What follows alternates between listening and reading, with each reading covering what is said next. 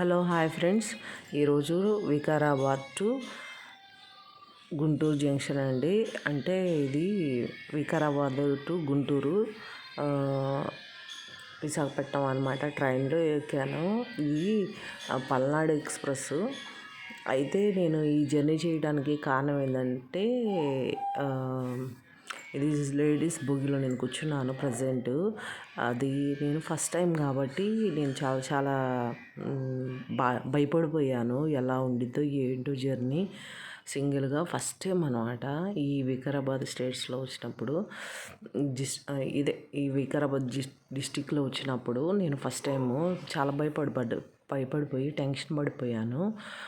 ఎలా ఉంటుంది ఏంటో అని.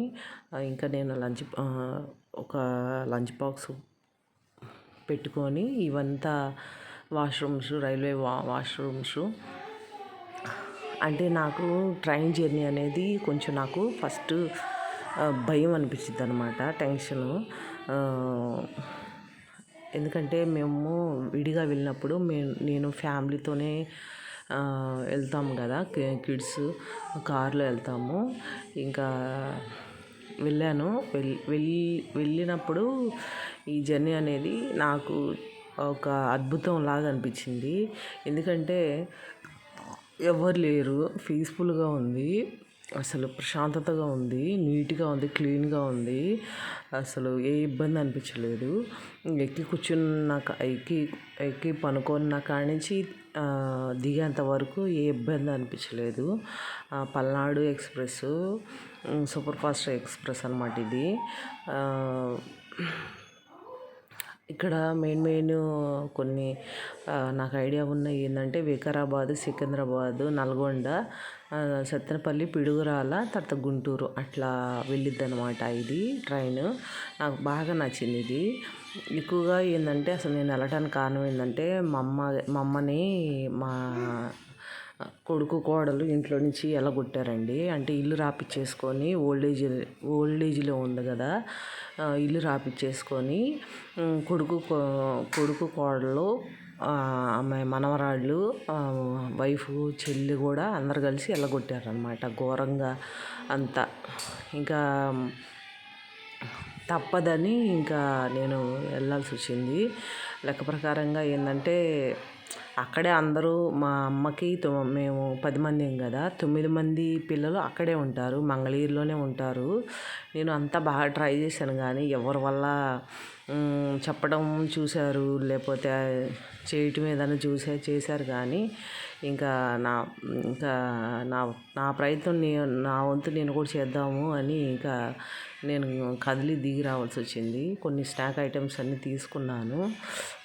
ఇది మటుకు కొంచెం టేస్టీగా చాలా బాగుంది. ఇది 25 రూపీసు 2 పెద్ద అరిసే తింటాను అని తిన్నాను. తిన్నాక ఫుడ్ కొంచెం ఏంటంటే జర్నీస్లో ఎక్కువగా అన్నీ కొనుక్కొని తింటా వీడియోస్ పెడతా ఉంటారు కదా, నేను అట్లాగా అనుకోలేదు. కానీ ఆ స్నాక్స్ కానీ తర్వాత అవన్నీ కానీ జస్ట్ ఒక 2 ఐటమ్సే తీసుకొని ప్రైజెస్ తక్కువే ఉన్నాయి కాబట్టి తీసుకున్నాను. చిన్న ఖర్చులే పెద్ద ఖర్చులు అంటారు చూడండి, అట్లా లెక్కకు మించి బాగా ఖర్చులైనవి.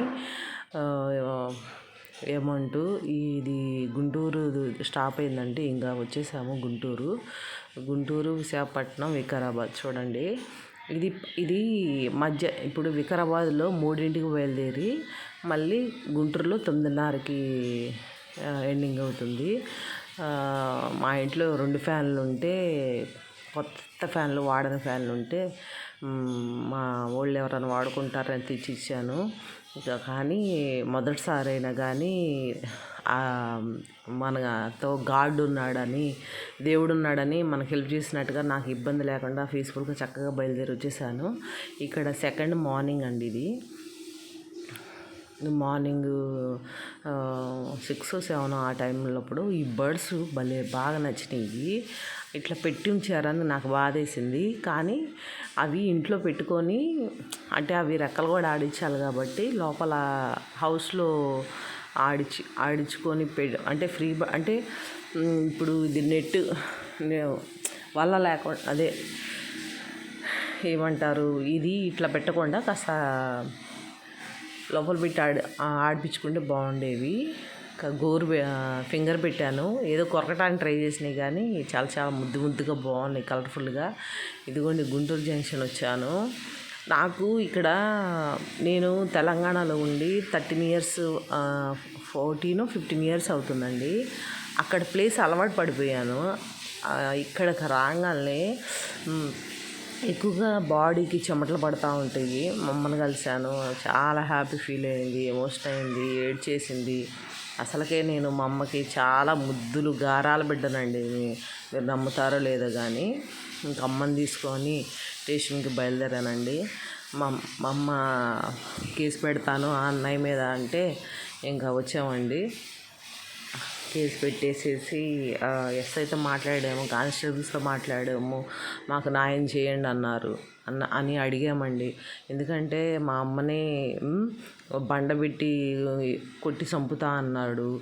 తర్వాత పొలుగు తెచ్చి టీవీ కాడ పెట్టి ఇంకా పొలుగు పెట్టి కూడా పొడిచి చంపుతాను అన్నాడు. తర్వాత ఎవరు వచ్చినా కానీ వాళ్ళందరినీ చంపి నరికేస్తా అది ఇదని ఆమెని. మా అమ్మ చూడండి, వయసు అసలు 75 సంవత్సరాలు ఉంటాయి, గుండె ఆపరేషన్ చేయించుకున్న మనిషి అండి. ఆమెని కొంచెం బాగా చూసుకుంటే ఇంకా ఒక 5, 10, 10 ఇయర్స్ అయినా బతుకుతుంది.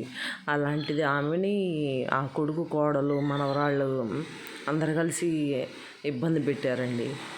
అసలు ఇంత ఘోరంగా ఇంటి బయట తోసేసి నెట్టేసి ఇంట్లో రానికుండా వాటర్ కూడా తాగకుండా చాలా ఘోర అవమానాలు చేశారని చెప్పానండి. ఇంకా వచ్చేసేసి కేసు పెడదామమ్మా, నీకు న్యాయం జరిగిద్ది, పోలీసులకి యాజ్ టీజ్గా ఏం జరిగిందో చెప్పు అని ఇంకా అమ్మతో కేసు పెట్టి వచ్చానండి. ఇంకా మిగతాది సిటీ కేబుల్ ఆఫీస్కి కూడా వెళ్ళాము. అక్కడ కూడా న్యూస్ ఛానల్స్కి కంప్లైంట్ ఇవ్వచ్చు అని. ప్రస్తుతానికి సాయశక్తుల నా వల్ల అయిందన్నీ చేశానండి దాదాపు. ఎందుకంటే మా అమ్మ ఆస్తి అండి అది. మా అమ్మ తదనంతరం మా 4 ఆడపిల్లలకి చెందుతుంది. Please like, share, subscribe.